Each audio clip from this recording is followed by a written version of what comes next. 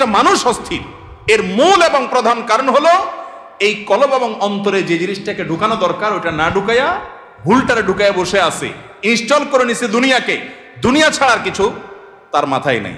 একজন যুবক তিনি কোনো মেয়ের সাথে অবৈধ সম্পর্কে জড়িয়েছেন, হারাম সম্পর্কে জড়িয়েছেন, সেটা একটা বিষয়। কিন্তু সেই মেয়ে তার সাথে ধরুন মানে কথা রাখে নাই, সে আরেকজনের সাথে ভেগে গেছে বা অন্য কোথাও তার বিয়ে হয়েছে। এখন সে ডিপ্রেশনে ভোগে। কেন ডিপ্রেশনে ভোগে? যে ওই পছন্দের মানুষটাকে সে পায় নাই।